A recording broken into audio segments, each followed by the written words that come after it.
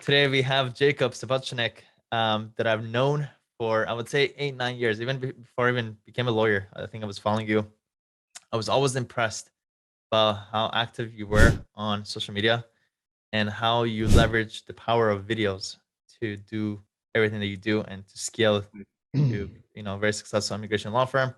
And also looked up to you as a role model for somebody who has good energy, good person. You could just generally tell you're a good person and you're a giver. I actually know that firsthand because early on in my career, and also a lot of close friends that I know that interact with you, you're selfless and you give, and we're very similar in that regard. So, Jacob, so good to have you. Thanks, Sam. Always a pleasure. And like I said, I always like to see how you, continue to grow and build yourself. And it's impressive to hear from other people that don't know each other, but eventually know. They always have to, like you say, if you're a good person, it comes back to you in a circle. Really does, really Right. does. So let me get some accolades out of the way. So you're known to be very active on social media in a good way. So you have 323,000 followers on TikTok. You have 1 million followers on Instagram and 116,000 subscribers on YouTube. Plus, you have your own internal communities, and you probably are active in other social medias that we're not aware of. At least these are just the Right. top ones. So you've obviously figured out some magic formula for how to leverage social media and videos to work to your advantage.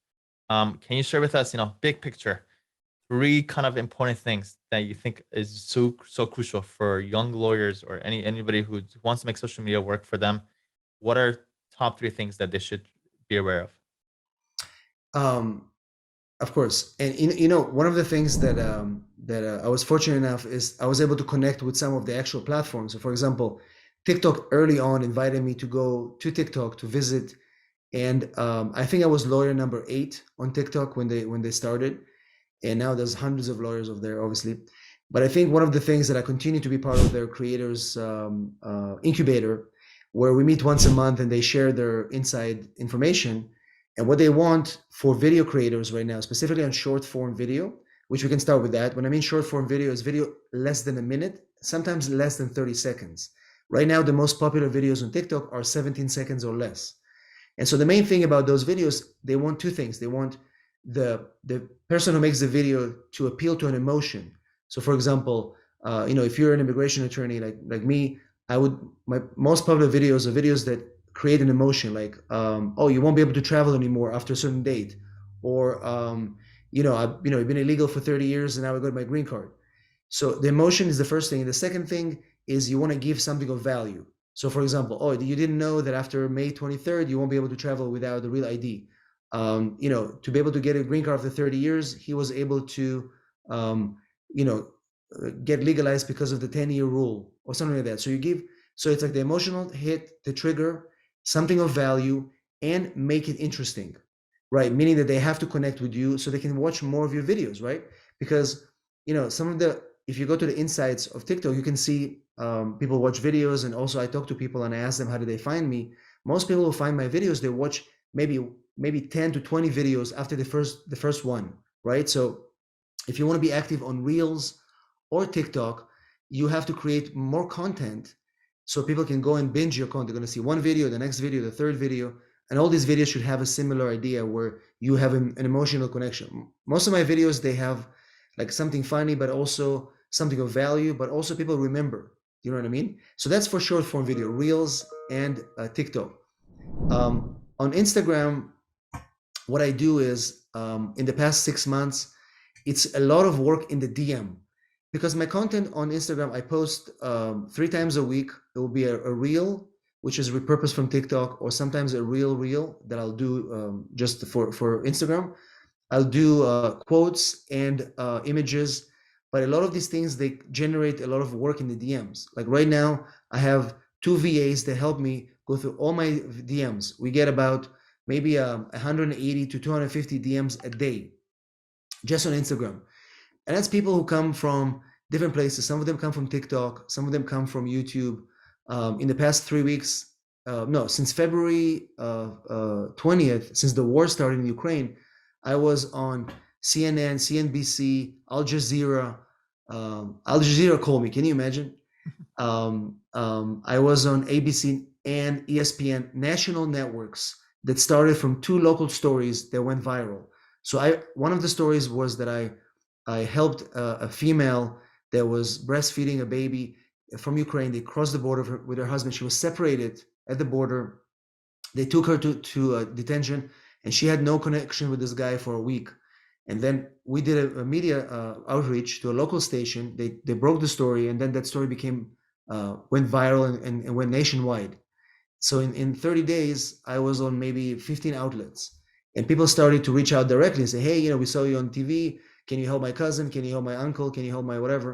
So that's been really helpful. But I think Instagram is very difficult to grow right now, or get any results, to be honest with you. I think the best thing to do on Instagram is Reels, because Reels will bring people back to you and you can send them to other platforms.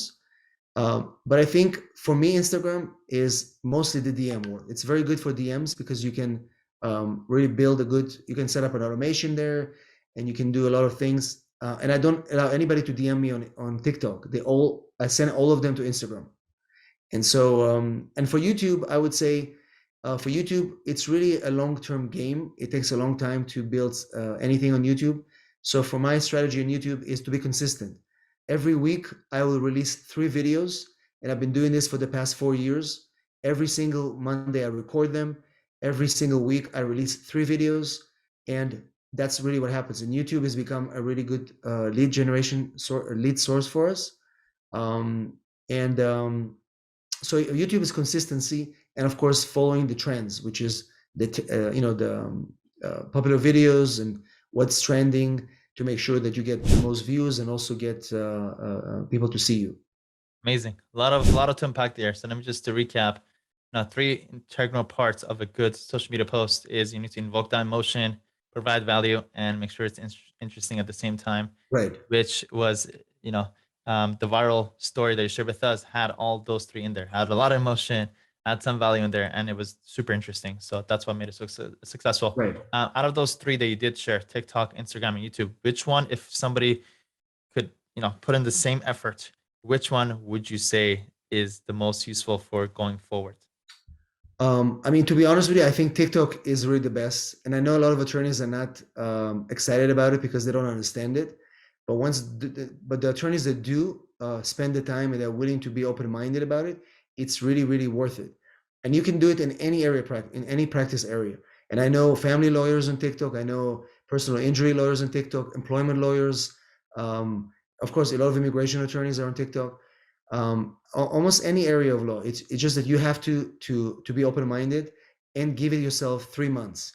Because the reason I say 3 months is, if you start the first 30 days, and that's actually based on a recent meeting that I had with TikTok at our recent creators meeting, they said that if you are trying to get noticed on the For You page, which is the main area where people can see your videos, if you're starting out, you have to post 6 to 8 short videos a day for the first 30 days. Now, I know it's a lot, but if you do that for 30 days, and I think if you think about it, you can record a 30-second, 1-minute video on a Sunday. You can spend an hour on a Sunday and record the whole week. You can record about, let's say, 50 videos a week on one day. You can do it. It's doable. But if you do it for 30 days consistently, I can almost guarantee that you'll start to be noticed on the algorithm, and then you don't have to post 6. You can only post, like, let's say, 3 videos a day.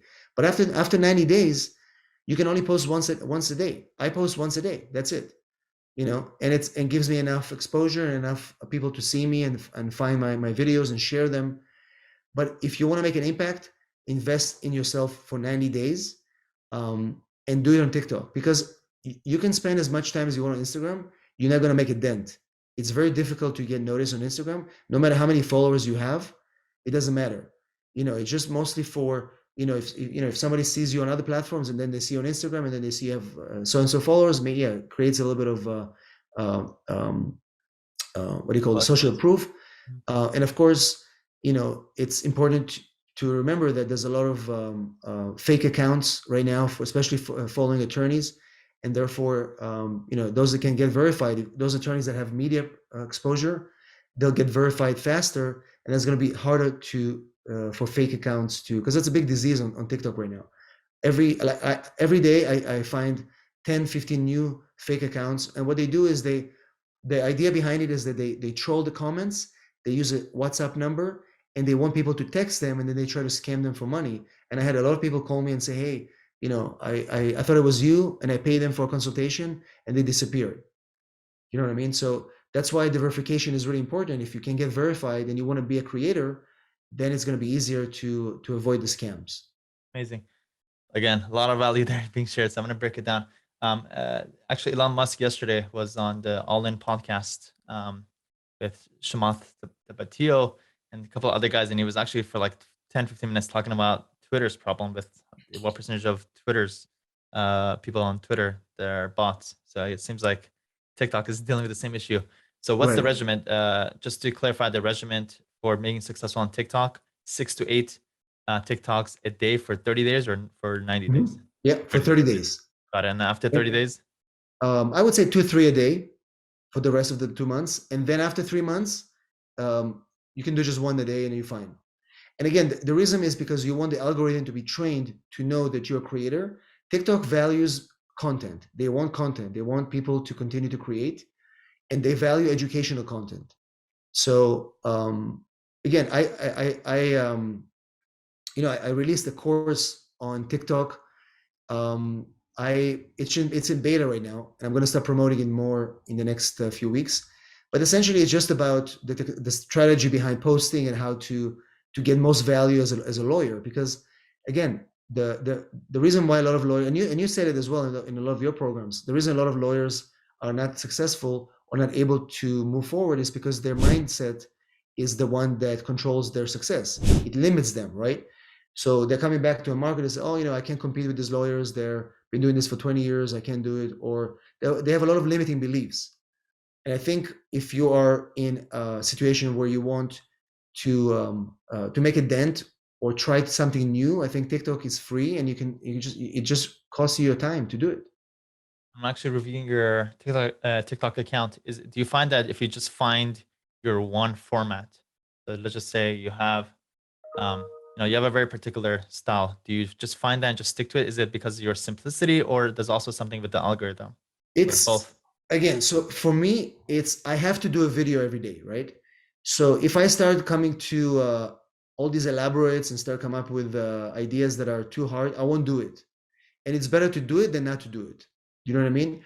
So my style is, I have 3 things, and I mentioned it in my course as well. So I have 3 things. One is I'll find a sound which is trending, right? And I will make my own spin on it. So if you look at the video that had 4 million views and like 5,000 comments, that video is a simple sound, 7 seconds. It's a whistle.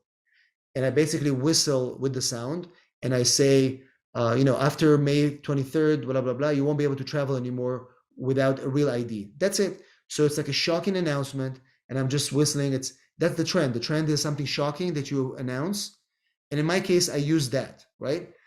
So I'll go through the different sounds, and I'll try to find what can apply to my area. And anybody can do it, right? So that's one style. The second style is I'll tell a story, but they're all similar ideas. I'm holding my tripod, this one, right? And I will record my TikTok, just me and the camera, right? And I'll do the sound, I'll do the story. And the third idea is a duet. I'll duet somebody popular, and I'll duet it with my own idea. So it's an immigration issue or whatever. And that's it. Those are my 3 ideas, and I play with them different ways. You know what I mean? But the thing is, the reason I post every day is because the community is very loyal, and they want to see you, right? So they, and I go live once a week. Right. I'll go live. What is it? They build expectations. If you don't show up, yeah, a couple days, you're like, yeah. And I go live once a week on TikTok, and I will just, some lawyers do it more than once a week, which is good.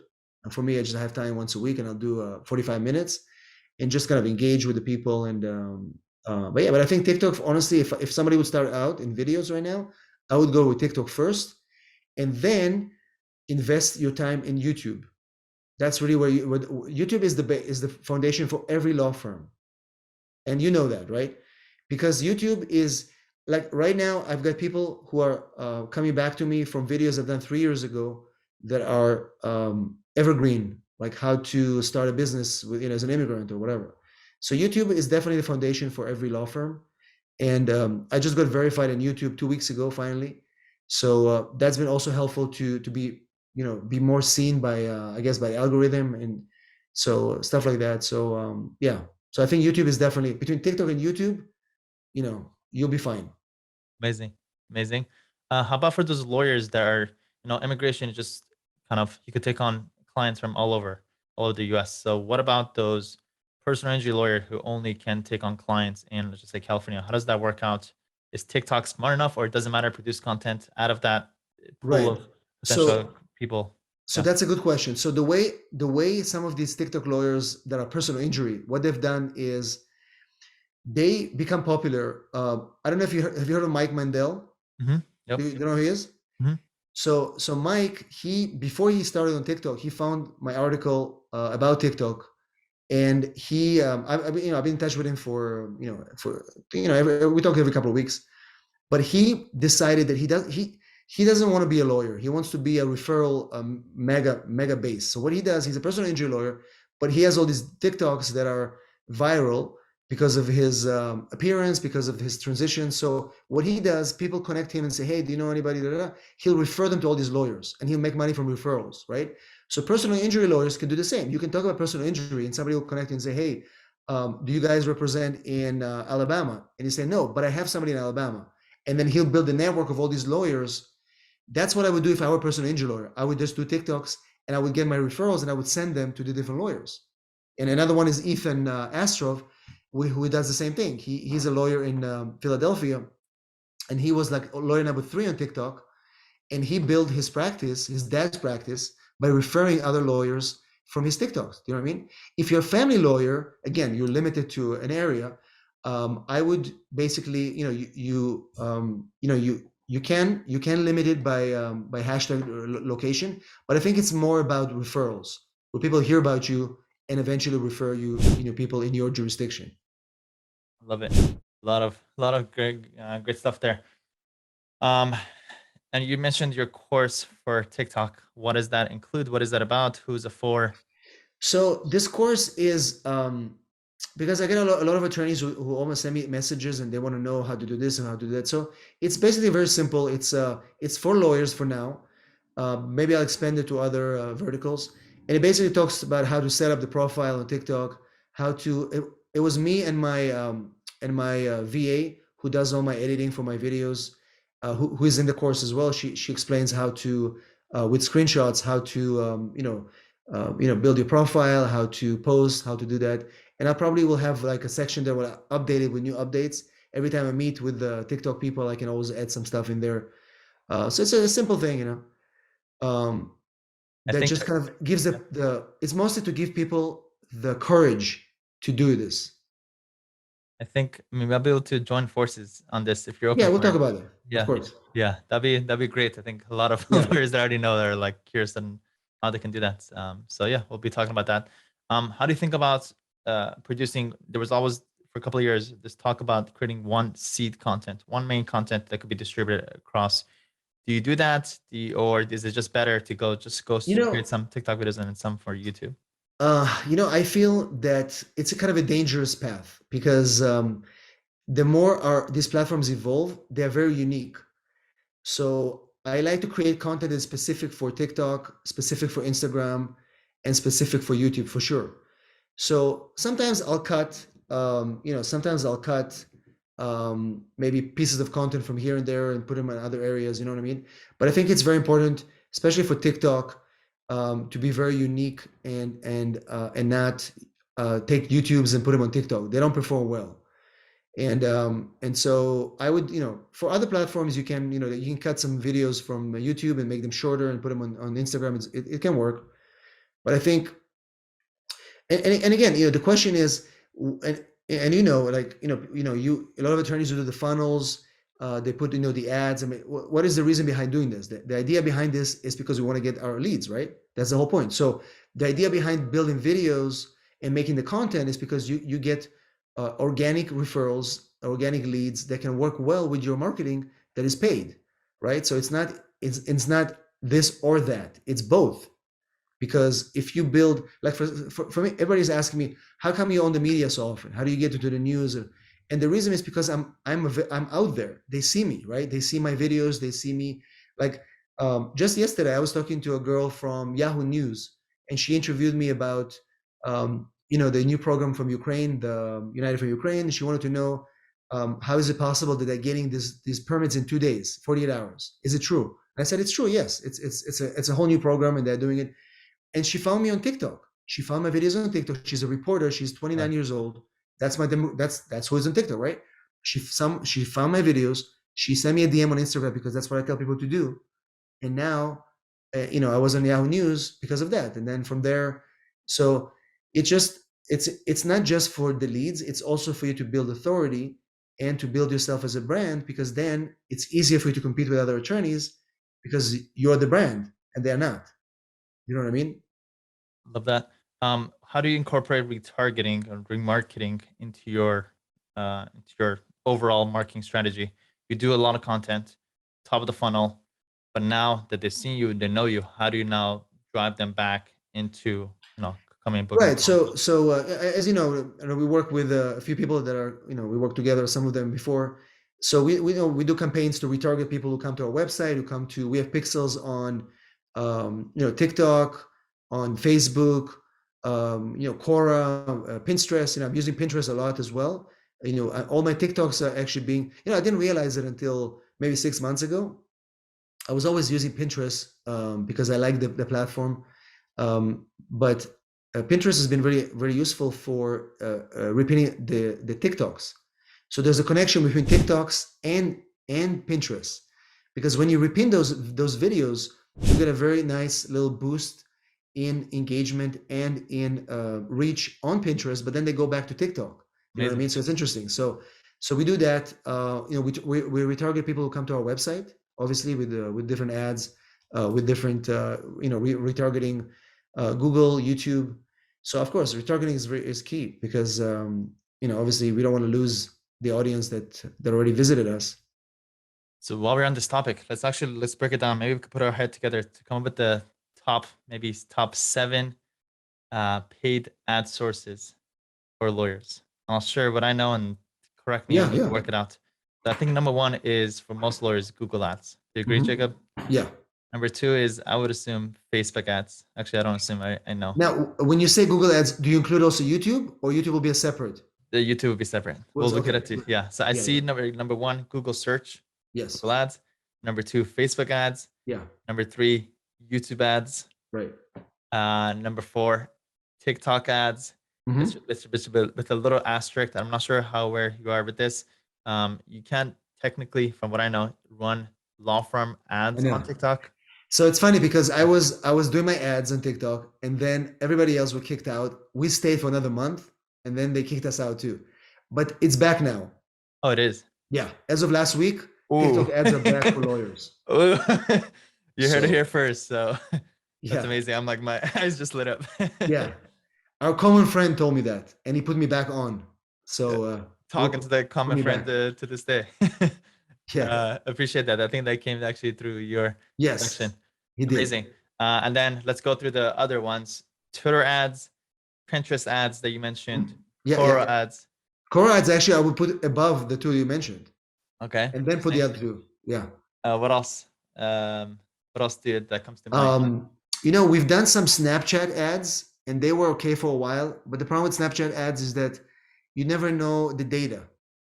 I could never understand the data there. So that's, it's just, it's something out there. What do you think about these third party like Taboola and all that, where they put the banners there? Would you consider it? Yeah. I was actually that was on my list to ask you next about Taboola, Outbrain, native advertising, blending with organic content. Basically, that's what they do. I haven't tested out yet. It's definitely interesting, and it's on my list. It's on our list to try. Right. So and then the reason why we're listing these is because when you get to a level, you're trying to tap into a platform, set it up, get leads from it, then you'll be able to kind of you max it out. You get to a point where you're like, okay, I've reached my budget or how much I could do to be, super to be profitable from this platform, and then you go down the list. So you add these on. Yeah, it'll be interesting. I think we should both try it out and see You can how try that it. goes. Yeah, I would assume that it could definitely work, especially for immigration and those top Yeah.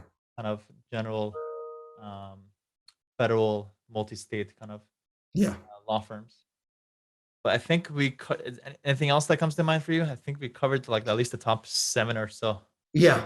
Yeah. I think that's the main ones. Yeah. Yeah. What's the biggest misconception about doing what you do when it comes to social media?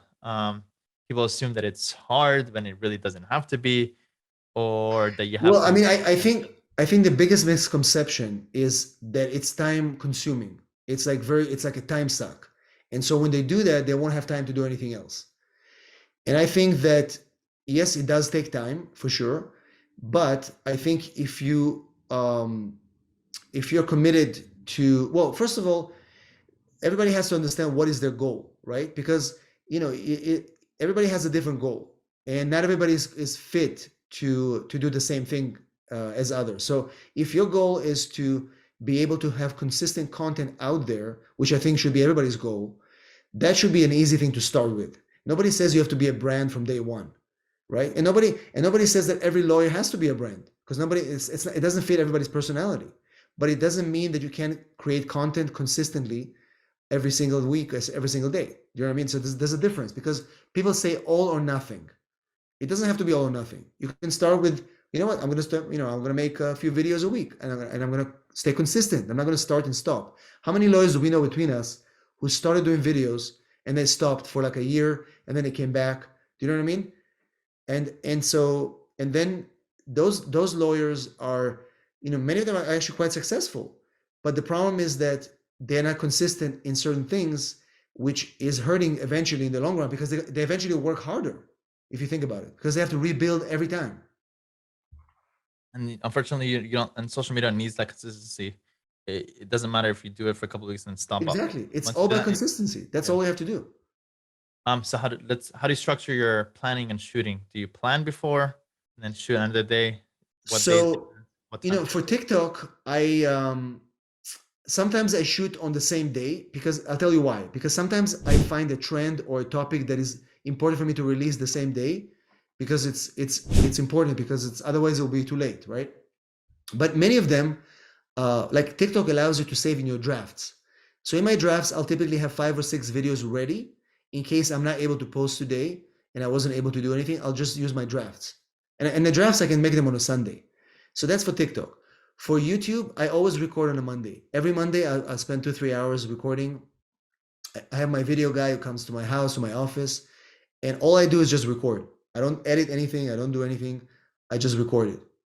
Now I know that's an issue, because people say, well, we can't afford right away to do this. Again, we have a common friend. We can mention Michael Ashuri, and he does videos with his phone, as far as I know, right?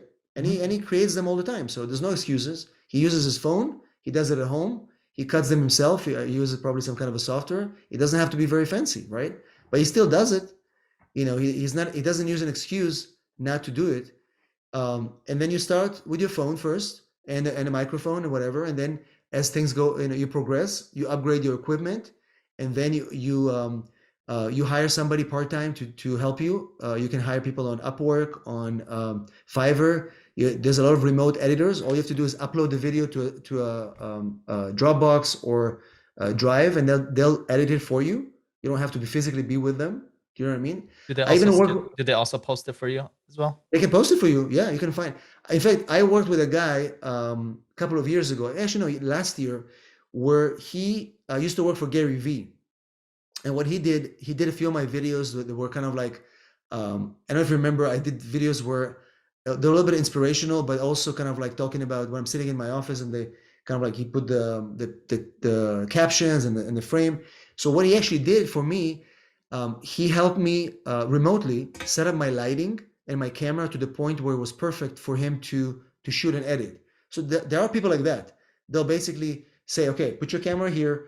let's go into the camera. What kind of camera is it? Go into the settings, set it up to so and so, SPI, whatever, so and so in depth and whatever, and then lighting. Okay, what kind of lights do you have? Put one light here, light there. They'll actually do that for you for like 3 hours. Everything's set up, and then they'll record it. You know what I mean? So there's no excuses for that. You can find the people to do it. You just have to be committed to do it. Because once you have the setup set up, like look here in my house right now, I have all my lightings here set up here. I've got this here. I've got the cameras here, all the thing, So it's all set up. So I just do put the lighting, put the cameras, and that's it. You mentioned shooting on Mondays, early in the morning, first thing in the morning before you. Yeah, start first work? thing in the morning. Right, I meet him at crucial, right? 9:30. And we done usually by 1, and I have videos for the whole week. And he'll go back to his place and set up. He'll do the cutting, editing, put all the captions. He'll do the tags. He'll upload it to YouTube. See, I mean, I get it. If you're by yourself and you have to do it yourself, it's time consuming. And I did it myself in the beginning. Like in the first 2 years of YouTube, I did it myself. Trust me, I remember the 2 hours of uploading the video, and then you look at it and boom, it failed. And you have to do it again. Do you know what I mean? So, I mean, it's really up to you. If you have the time and you don't have clients, do it yourself, right? If you're busy, pay somebody to help you. It's worth it, right? That's how I see it. If you don't have clients, right? Think about it. You're just starting out. You have no clients. Do the videos, right? You have time. You know what I mean? So I feel like people who don't do anything, it's an excuse. You know what I mean? Because they're like, oh my God, I'm going to go into the networking event. I'm going to go and pay Find-Low and Yellow Pages and, whatever the directories out there right now. You know what I mean? So they'd rather do that. I'm going to hire Scorpion to do my website and pay them 5,000. I wish it was 5,000. It's more like I wish it was 5,000. Yeah, exactly. Right? What time of the day does the time of the day to post matter, or just posting matter way more? It does matter. It does matter because everybody. Okay, so when you start posting, you're not gonna know until after a month. After a month of posting, whatever you want to post, different times, you're gonna go into your insights. In Instagram, there are insights. I look at my insights. In TikTok, there are insights. You can see when are your followers mostly engaged. So in my case, TikTok for me is 6 p.m. It's weird, but I don't post before 6 p.m. because nobody's engaged before 6 p.m. Because they come from work, they want to watch the videos, they want to be able to, I don't know. For me, Instagram, my most important time is between 9 to 11 a.m. on Pacific time. That's the most engaged time. That's why I post in the morning on Instagram. For YouTube, it depends on the day. On Mondays when we post, it's 4 p.m. On Wednesdays when we post, it's I think 2 p.m. And on the weekend, I think on Saturday when we post, it's in the morning. So we look at the insights and we know. And a lot of people are probably like scribbling like, that's when I should post it. No, that doesn't mean that's when you should post it, because everybody has their own audience and their own. Yeah, for sure. It's for me. I said, no, it's mine. Yeah. Everybody's gonna have their own. That's what I'm saying. You when you start, you don't care. You post anytime, different times, and then you look at your insights after a month and you say, oh, the most engaged time was whatever, noon. You know what I mean? I'm gonna ask a bold question. Does being a good-looking person matter about how successful you are with social media? Because I think there's some people who feel like, okay, maybe it works for this person because he's good-looking, or this person's attractive, whatever that is. How much is that a factor? Do you see? And let's just be straight up with it too. It's kind of like it really depends on. Well, I see 2 factors. So this question was asked. I did a webinar with my case. My case. By the way, they just acquired Wise. Nice. And I knew about it, and I couldn't tell anybody. They're buying everything and everything. They just bought it. So anyway, so we did a big webinar. We had about 1,000 lawyers on the webinar, and I talked about TikTok, right? And so one of the lawyers asked the same question. He said, "Oh, you're a younger looking guy." He doesn't know that I'm in my 40s, but he's like, "Oh, you're a younger looking guy, good looking, whatever, and it's easy for you because And I said, it depends on who you're trying to attract. And it's true that in the beginning, when I was posting on TikTok during the pandemic, I looked at my demographics and I was like 90% women, 10% men, right? But as time goes on and you start posting content that is educational, right? yeah, some people will come to you because they want to engage, whatever. If you don't give them that feedback, like, you know, like I don't come across as somebody who is uh, teasing my audience. You know, I'm just I could, you know, so yeah, it's true. It does help a little bit, but there are, you know, there's an attorney. His name is Jim Hacking. He's an older guy. He's probably 58. You know Jim. Mhm. And Jim, he's just the average looking guy. He's balding, whatever, and he's doing TikToks. And he doesn't care, right? And his TikToks are doing well. So he's not projecting himself as the guy, because TikTok has this vertical of good looking people that people come just because they're good looking, but those people don't sell anything. Think about it, right? You've got a bunch of guys who take their shirt off. They don't make any money there, because unless they have a product or they have an OnlyFans. But in my case, I try to attract people who find me likable. A lot of my consultations, they say, "Oh, you're just like you in person. You're a nice guy." You know what I mean? So I think it helps a little bit, but it's not going to make your account. Trust Right. me, because they don't care. If you have good value, they're not going to care what you look like, Well said. I love it. right? Let me also take this moment to say how, as you mentioned, like Jim, and you mentioned names, it's a super small world online, as big as it is, and it is humongous. But the ones that are most active and the ones that are been in it the longest, it's a super small world because most of the world is filled with these short-term people that come and go. Of And course. as much as the world is concerned, they don't exist because they get forgotten. But the ones who have been in it the longest and are the most consistent with it are the ones that are all well known. They know everybody knows exactly who they are, what their reputation is, how they're doing, if they're nice to people, if they're not nice to people, all that stuff gets spread. So Oh yeah. to all the young attorneys, your reputation precedes you in this world. So make sure you're a good person. You treat everybody with respect because people do talk, and that gets spread much farther than you think. Um, One of the epiphanies I had with Facebook and Instagram ads very early on, it's like 5 years ago. I basically studied all the top personal injury ads, all the top, lawyer ads. Right. And once I saw almost 1,000 ads, literally thousands of ads, and I realized the pattern. It was the pattern Yeah. was the top ads was showing the result of whatever Right. the service was. So for personal injury, it was the Solomon check. Um, for whatever else, a lot of settlement checks, a lot of pictures of like happy clients, things like that. Have you noticed that any result-based kind of social proof thing that you think is like integral when it comes to ads and social media and things like that? Yeah, definitely. And I think some videos that I do, I also mention like, oh, we did this, we helped this client get a green card or whatever.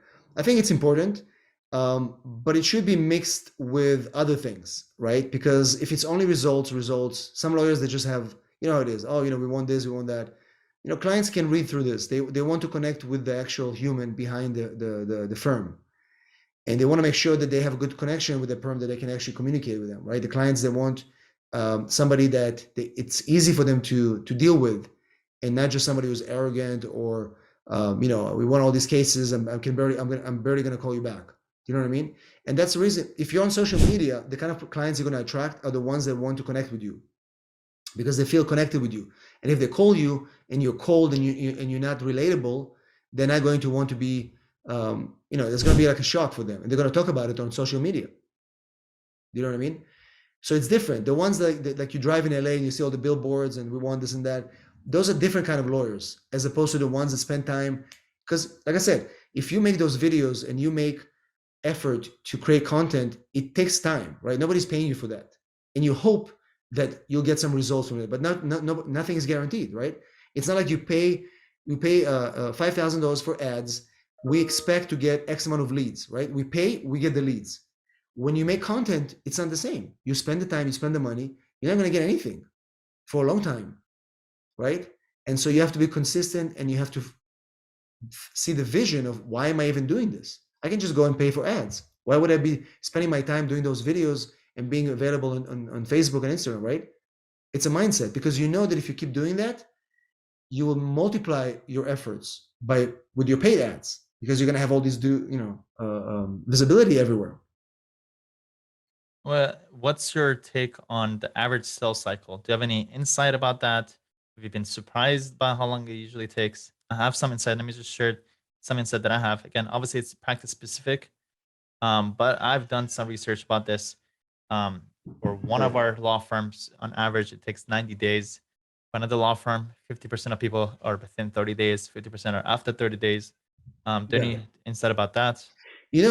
So again, for me, from the people that come from the videos like TikTok, YouTube, it looks like the sales cycle is under 30 days.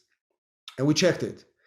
Anything comes from the ads, I agree, it's about 90 days plus, sometimes longer with the follow-up that we do and everything. But anybody that comes organically like this from videos, it's a very quick sales cycle. It's very interesting. And we tracked that and we looked at when they engage and when they, it's very interesting that how it happens. And the reason is because they've already been nurtured. They already done the selling for the Exactly. door, right? So Yeah. at that point, they're just ready. Let's go. I already know Yeah, who they you are. follow I you trust you. for so long, you don't even know how long, and then Right. they just engage. Love it. Is there any, do you also collect data about specific states? Applying the 80-20 Pareto principle. How much do you apply the 80-20 Pareto principle to what you do, actually? That's the question.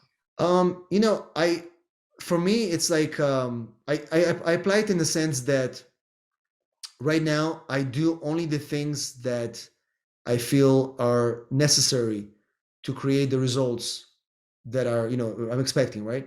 So in terms of tracking, we definitely track more now than we used to. So we track to the point where we have better tools, where they're coming from, the states, how long they've been following us, and why they're coming to our firm. Do you know what I mean? So it's definitely it's important because then you know where to put the efforts as well and understand why they're coming from those areas.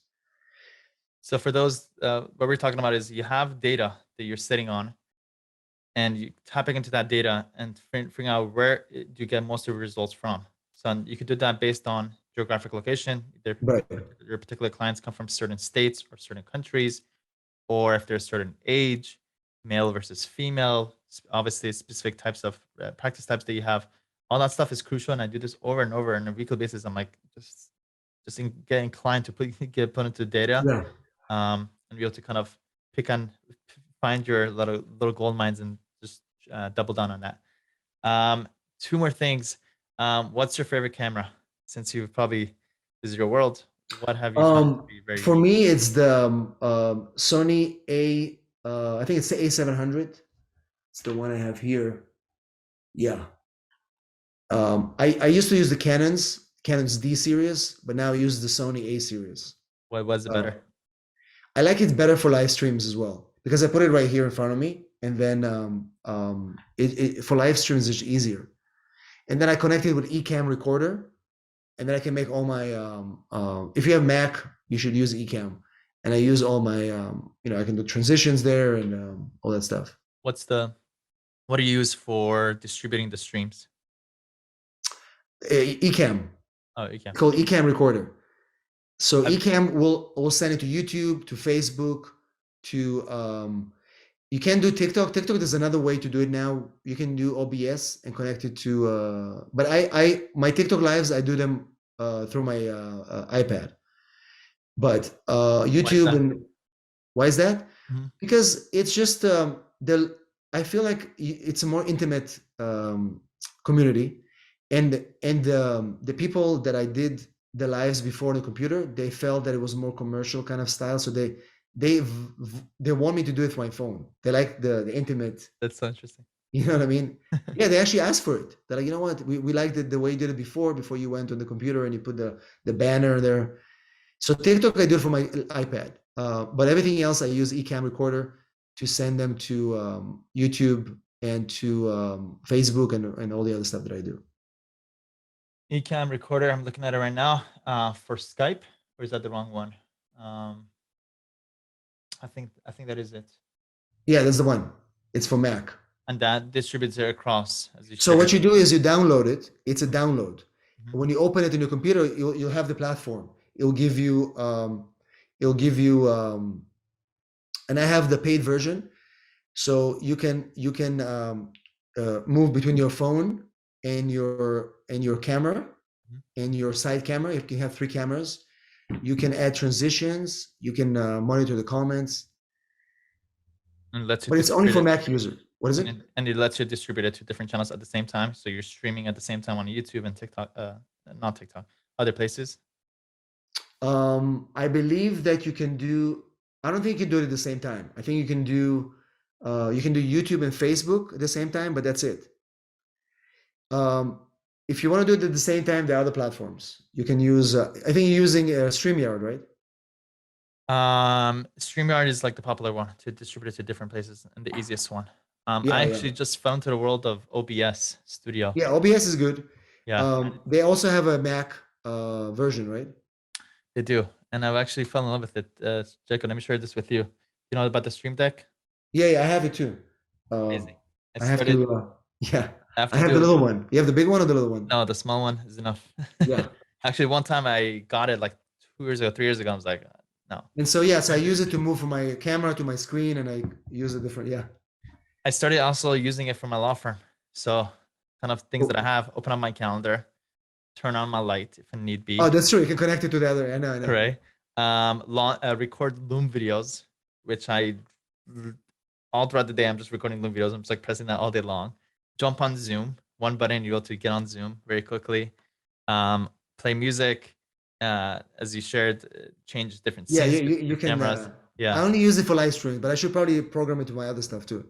Loom is I don't know if you use Loom. Yeah, yeah. Yeah, all day long. You press Loom all day. So great. So hopefully this was probably, would you say this is one of the best social media value shows that you've done up to this point? Right, exactly. Okay, great. If lawyers are interested, I guess we'll talk, Jacob, to see how we can kind of distribute your TikTok course for Yeah, because lawyers. I haven't made it public yet, so I don't have the link yet. Probably in the next couple of weeks, I have to finalize it. But we'll talk about it. And I'll send it to you for preview. You let That'd me be great. know Yeah, what you that'd think be great. about it, and then I will. Yeah. And then what I'll do is I'll create a link to join a wait list.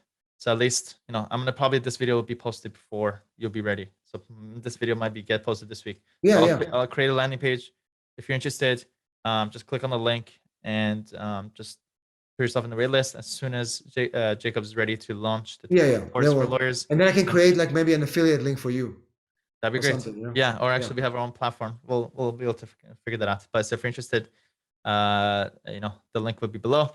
Other than that, Jacob, thank you so much.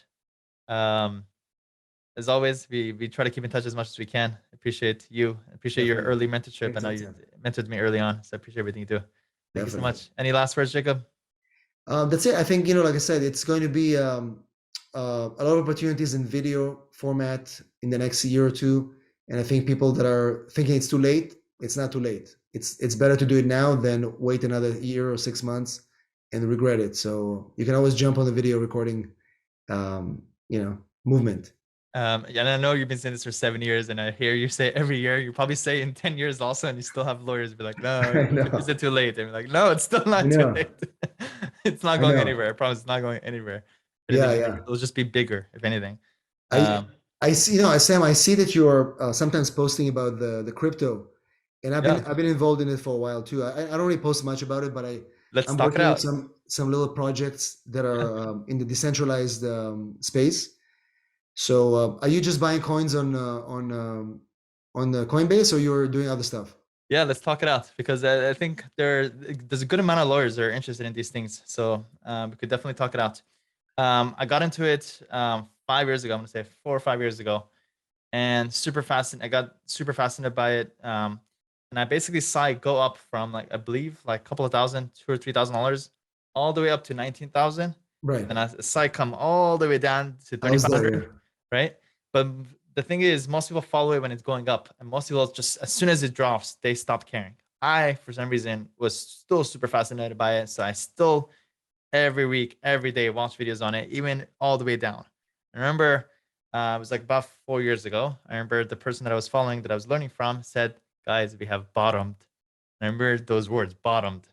And as soon as I remember the night too, it was like a Saturday night. Right away, I bought some, a good amount, and texted all my friends, "Hey, guys, I've been following this thing for a while. I've never seen it so cheap. Buy some." Obviously, no one listened. I started buying it all the way up, and became even more and more obsessed, and kind of seeing the potential with it, and seeing as a long-term hold, not trading, which hopefully, Jacob, I don't think you trade. You probably try to buy, right? So super fascinated, and I do think it will be game changing and life changing for so many people who do spend the time to learn about it and take advantage of it. Yeah. Um, I'm a huge believer in Bitcoin, specifically not as much with the altcoins because I've seen what could happen to altcoins. Very risky. So I try as much as I can stick to the top coins. Right now, the top coins that I'm gonna ask also about your diversification, but right now for me it's Bitcoin, Ethereum, and Solana. Those are my top three. What's your Yeah. take? When did you get into it, and what do you So like? for me, I started 2017. I was really heavy into it. And I was just kind of like following a lot of people in the Ethereum network, a lot of projects there. I even went to a conference. I was going to start a podcast about it, and I went to the big conference. I met the guy from Binance, all these guys, Well, Kraken.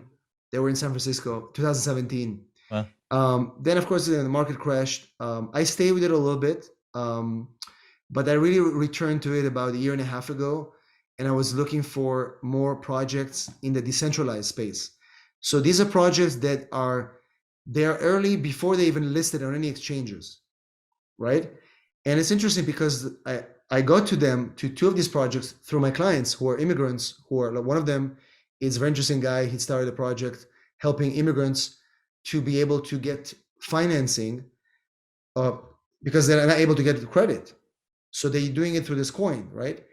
And another project is a guy who is, it's essentially based on the Binance network, and they're using it as a treasury. They're building it. It's not a. You don't sell and buy it. It's supposed to hold it for a while to build a treasury around it, so they can finance other projects around it.